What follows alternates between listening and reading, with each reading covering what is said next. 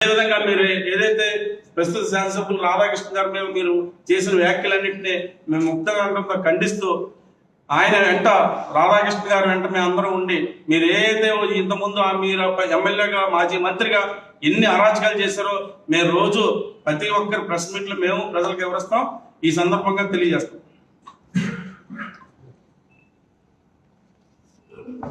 Media మిత్రులందరికీ నమస్కారాలండి. నేను అంతకుముందు కారుమూరి నాగేశ్వరరావు గారు ఇప్పుడు చాలా మాటలు చెప్తున్నారు. ఆయన పరిపాలనలో ఉన్నప్పుడు ఏం చేశారో మీ అందరికీ తెలుసు. నేను ఒక తెలుగుదేశం కార్యకర్తనని చెప్పి కరోనా టైంలో ఈయన ఏమీ చేయకపోతే ఒక ఎమ్మెల్యేగా ఉండి ఏమీ చేయట్లేదని చెప్పి ప్రజలందరూ గోల పెడతా ఉంటే మా ఇంటికి వచ్చి తెలుగుదేశం పార్టీ తరపున ఏమైనా చేయించమ్మా అని అడిగితే నేను ఒక దాతను చూసుకుని ఎంతో కొంత ప్రజలకు ఏదోటి చెయ్యాలి మన పరిపాలనలో ఉన్నా లేకపోయినా అని చెప్పి పరిపాలనలో లేకపోయినా సరే ఒక దాతను చూసుకుని నేను ఏదైనా పంచిపెట్టండి, ప్రజలు చాలా అల్లాడిపోతున్నారు, మా వార్డులో ప్రజలు చాలా పేదవాళ్ళు, అందుకోసమని ఏ పూటగా పూట తెచ్చుకుని బతికేవాళ్ళు అని అంటే అక్కడ మన రామచంద్రరావు గారు ఏదోటి చేద్దామమ్మా ఏం చేయమంటారంటే డబ్బులు ఇచ్చేస్తే ఈరోజు తినేస్తారో ఏదో ఖర్చు పెట్టేస్తారండి. అలా కాదు, వాళ్ళకి నిత్యావసర సరుకులు ఏదైనా ఇవ్వండి, ఒక 10 సరుకులు ఇస్తే ఒక కేజీ చొప్పున ఇస్తే కనుక అవన్నీ 2 నెలలు 3 నెలలు వాడుకుంటారు అని చెప్తే ఆ రోజున నేను సరుకులు పంచి పెట్టించడం జరిగింది. ఇదే కారుమూరి నాగేశ్వరరావు గారు అప్పుడు ఈయనే ఇప్పుడు కాపు రోడ్డు ఇచ్చారని అంటున్నారు. మరి నేను అప్పుడు కాపు మైండ్లని ఇంక తెలియదా? నేను కాపు మైండ్లే కదా. నేను ఏ తప్పు చేశానని ఆ రోజున ఈయన ఎక్కడో పేదలు వెళ్ళిపోయిన ఆయన మళ్ళీ వెనక్కి వచ్చి పలానా తెలుగుదేశం అమ్మాయి అంటండి సరుకులు పంచి పెట్టిస్తుందంటండి నేను పక్కన వాళ్ళు చెప్తే నేను వచ్చి నా డోర్ తీసుకుని మా ఇంట్లోకి వచ్చి మా ఇంట్లో అంతా నెతికేసి విఆర్ఓని తీసుకుని వచ్చి నా మీద కేసు కట్టారు. అంటే ఇప్పుడు ఈ చెప్తున్న మాటలన్నీ ఇంక వర్తించవా మేము అడుగుతున్నాం. ఆ రోజున మహిళని చూడకుండా ఒక కాపు సోదరిని చూడకుండా ఆ రోజున ఏ విధంగా నువ్వు నా మీద కేసు కట్టావు? నేను ఇప్పుడు కారుమూరి నాగేశ్వరరావు గారిని ప్రశ్నిస్తున్నా. ఆ రోజు నేను చేసిన తప్పేంటి? ఒక ఎమ్మెల్యేగా నువ్వేమి చేయలేకపోతున్నావు, ప్రజల్లో ఏమి ఇవ్వట్లేదు. అలాంటప్పుడు అంతకుముందు చేసిన ఒక రాజకీయ నాయకురాలుగా ఎవరినొకరిని అడిగి నేను పంచిపెట్టిస్తుంటే ప్రజలకి నేను ఏదో కొంచెం ఉపకారం చేద్దామని చేస్తుంటే నువ్వు నా మీదకి వచ్చి మా ఇంట్లోకి వచ్చి డోర్ తీసుకుని మా ఇంట్లోకి వచ్చి నా మీద కేసు కట్టావు.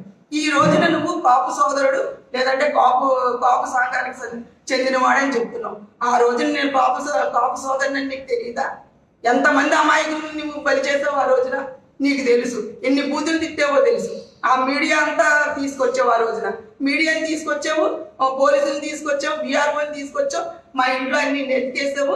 అక్కడ ఉన్న ప్రజలందరినీ నా బూతులు తిట్టి నువ్వు నా మీద కేసు కట్టావు. నేను ఇప్పుడు ఈయన అడుగుతున్నాను, ఈ అమాయకుల్ని మీద కేసు కట్టారని ఈ రోజున రాధాకృష్ణ గారిని నువ్వు నిందిస్తున్నావు. నువ్వు చేసిన పని ఏంటని నేను ఆ రోజున నా మీద కేసు కట్టావు, నేను కోర్టుకు వెళ్ళాను, నేను నా మీద ఫైన్ వేశారు. మరి ఆ రోజున నేను నిన్ను ప్రశ్నించి నీ మీద తిరగబడి ఉంటే నాతో పాటు 2 అమాయకులు బలైపోతుంది. అందుకోసం ఆ రోజున నేను ఊరుకోవడం జరిగింది. మీరు చేసిన పని ఏంటి? ఈ రోజున నువ్వు విమర్శిస్తున్నావు, రాధాకృష్ణ గారు విమర్శిస్తున్నావు, రాధాకృష్ణ గారు బూతులు తిట్టారని చెప్తున్నావు. రాధాకృష్ణ గారు బూతులు తిడతారో లేదో అందరికీ తెలుసు. నువ్వు ఏదైనా డాక్టరేట్ చేయాలంటే బూతులు నువ్వే ఫస్ట్ ఉంటావు, ఆ విషయం మాకు తెలుసు. అందుకోసమని నువ్వు అలాగా ఈ రోజున విమర్శించినట్టు మా రాధాకృష్ణ గారిని విమర్శించొద్దని నేను మనవి చేస్తున్నాను. అందరికీ నమస్కారం అండి. ఇప్పుడు రాధాకృష్ణ గారిని విమర్శిస్తున్నారంటే వాళ్ళు ఆటో వెనకాల బూతు తిట్టారని మీరు రాధాకృష్ణ గారి గురించి విమర్శిస్తున్నారంటే గత సంవత్సరంలో మీరు చేసిన పని ఏంటండి? ఒక ఆడదాని మీదకి తన్నించి కొట్టేసి జాకెట్లు చింపేసి దారుణంగా కొట్టేసి మా ఇంట్లో ఫ్యామిలీ మెంబర్ మా అబ్బాయిని జనసేన మీ వైసీపీ పార్టీలో జనసేన రుమానేసుకుని మీరు సంబరాలు చేయడం ఏంటని చెప్పి మీరు కొట్టించి చేసి ఇవన్నీ చేయడం కాకుండా మీరు పలకరించడానికి హాస్పిటల్లో వాళ్ళు కొట్టేసి మీ నాయకులే హాస్పిటల్లో జాయిన్ చేసి మా మీద రివర్స్లో కేసు పెట్టించారు. మీరు మీ పరిపాలనలో ఎంత బాగా చేశారో ఆల్రెడీ మీకు అందరికీ తెలుసు. మీడియాలో వచ్చింది, జనసేన నాయకులు వాళ్ళు అందరూ వచ్చారు.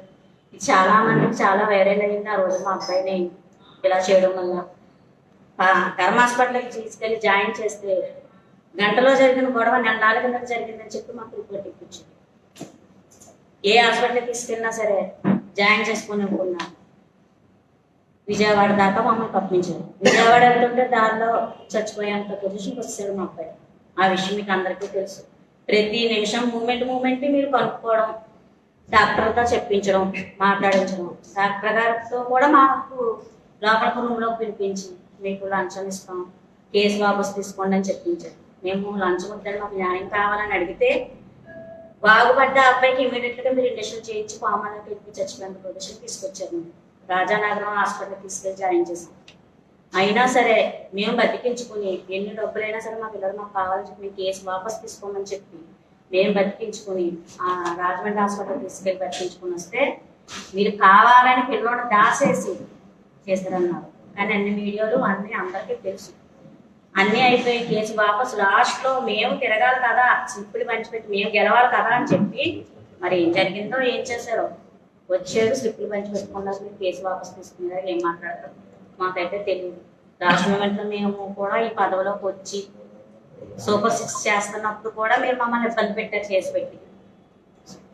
మీరు చేసే అత్యాచారాలు దాన్ని పెట్టి రాధాకృష్ణ గారి గురించి మీరు మాట్లాడేంత అయితే మీకు లేదండి. నిప్పుకి చేత పెట్టడం ఎంత తప్పు, రాధాకృష్ణ గారు తప్పు చేస్తారనుకున్నా అంత తప్పు. ఆయన పద్ధతి, ఆయన క్రమశిక్షణ బాగుంటుంది. మమ్మల్ని క్రమశిక్షణలో నడిపిస్తారు.